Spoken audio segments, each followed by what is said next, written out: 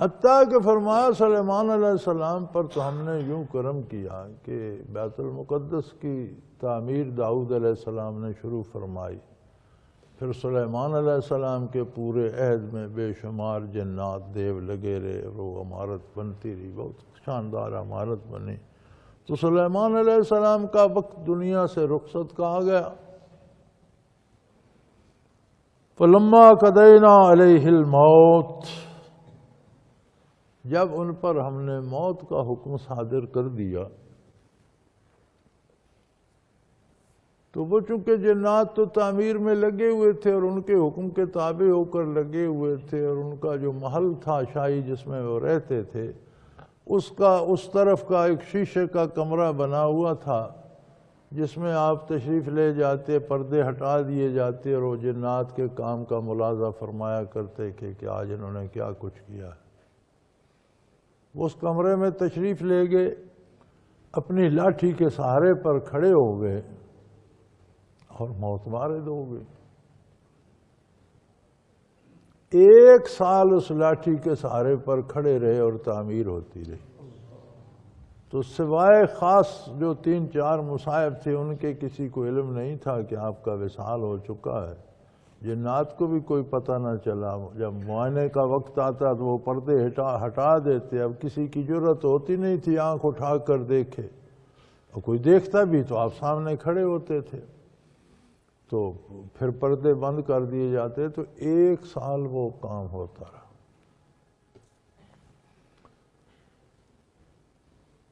قَضَيْنَا عَلَيْهِ الْمَوْتِ، ان کے لیے موت کا حکم سا فیصلہ ہو گیا موت کا۔ یاد رکھیں لفظ موت ایک ہے لیکن ہر بندے کی موت مختلف ہے۔ لفظ ایک ہی ہے، کافر اور بدکار بھی سارے ایک جیسی موت نہیں مرتے، جتنے کسی کا کفر ہے، جتنے کسی کے گناہ ہیں، مختلف کیفیت ہوتی ہے موت کی۔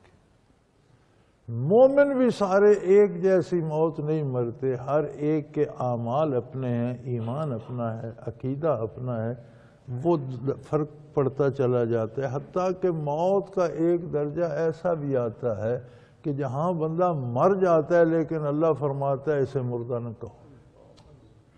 یہ بھی موت ہے کہ وہ زندہ ہے۔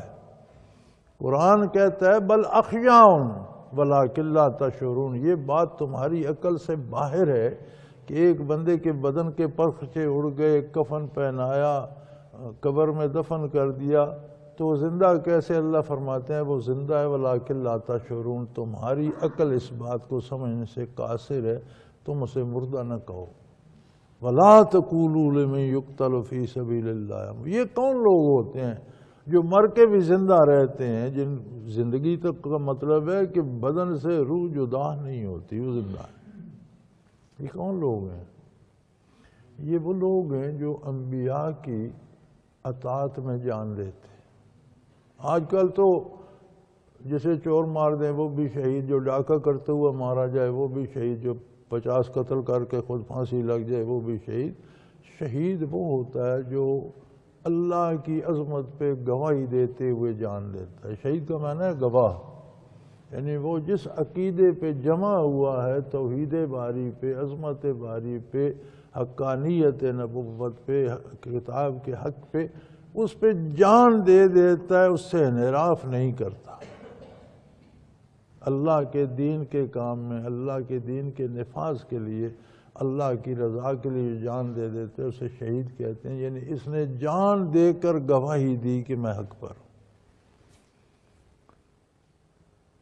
تو قرآن نے کہا کہ شہید کو مردہ نہ ہو، بلکہ فرمایا لا تحسبن الذین قتلوا فی سبیل اللہ اموات، یہ سوچ و گمان بھی نہ کرو کہ شہید مر گیا ہے۔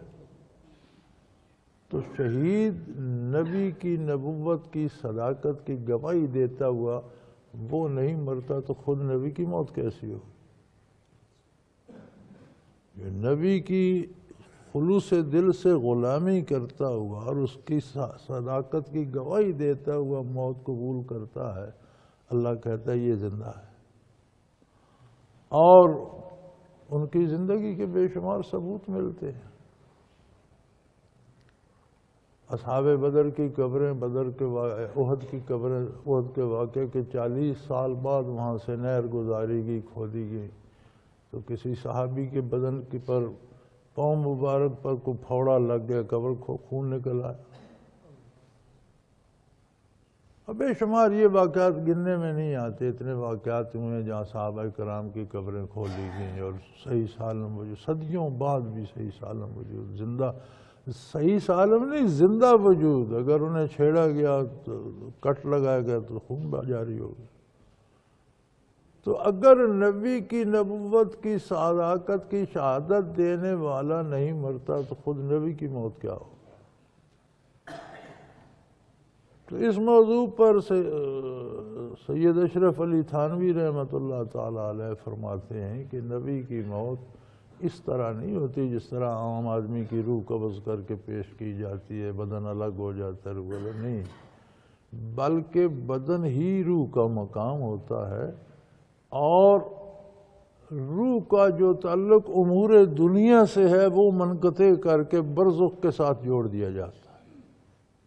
بدن میں تغیر نہیں آتا، روح الگ نہیں کی جاتی، اور وہ خود آقا نامدار صلی اللہ علیہ وسلم کی عظمت یہ ہے کہ وہ فرماتے ہیں جیسے آپ ایک بلب جل رہا ہے اور اس پر ایک گلوب رکھ دیتے ہیں، اس کی روشنی کو محدود کر دیتے ہیں، تو جو تعلق روح کا امور دنیا، گرمی سردی، نیکی بدی، بول چال، بھوک پیاس، کھانا پینا، سونا، یہ سارے دنیا کے کام ہیں، ان سے روح کا تعلق توڑ دیا ہے۔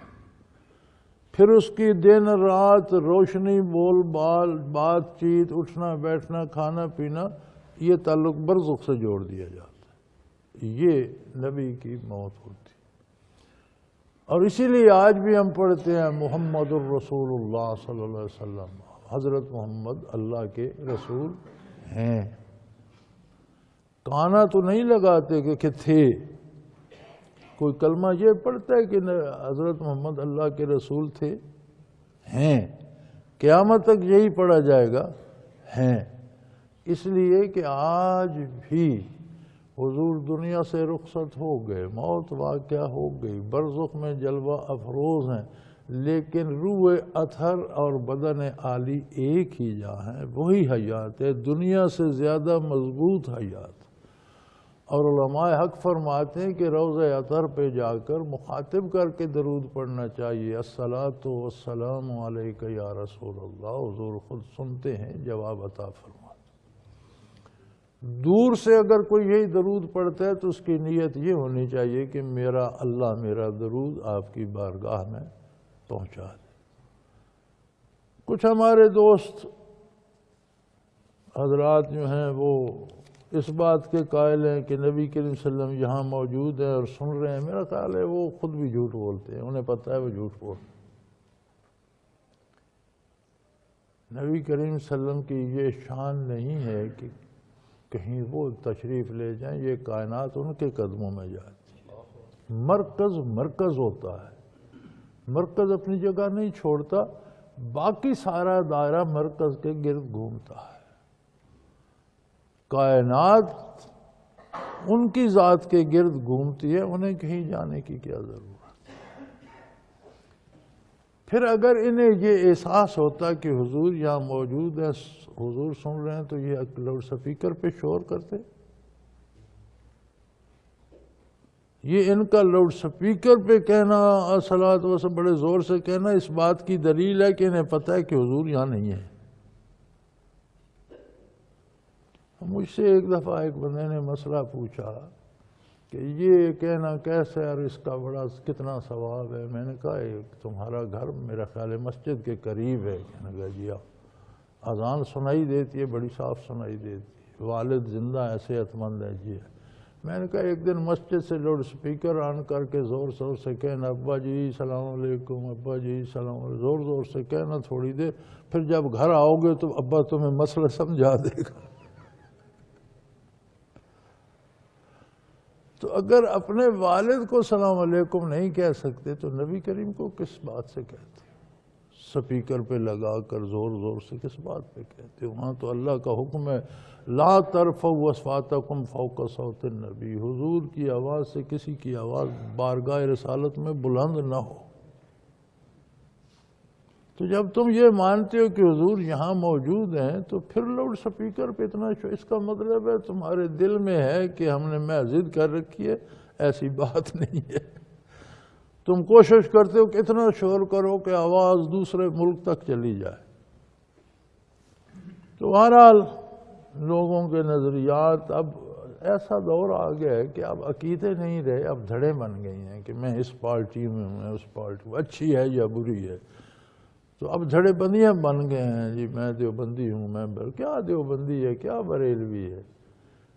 دیوبند کو کوئی 125 سال ہوا ہے، 120-25 سال ہو گئے دیوبند مدرسہ بنا ہے، اور 100 سال کے قریب لگ بھگ ہوں گے بریلی مدرسہ بنا. 2 مدرسے ہیں. اسلام 1450 سال سے ہے، یہ 1350 سال کوئی دیوبندی تھے یا بریلوی تھے.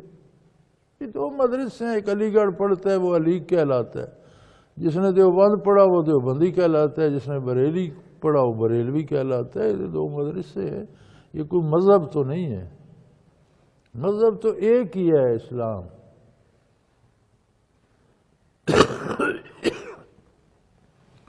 تو یہ خواہ مخواہ کہ اب دھڑے بازیاں بن گئی ہیں. اسلام میں دھڑ نہیں پالنی چاہیے، اللہ کی اور اللہ کے حبیب صلی اللہ علیہ وسلم کی اطاعت کرنی چاہیے.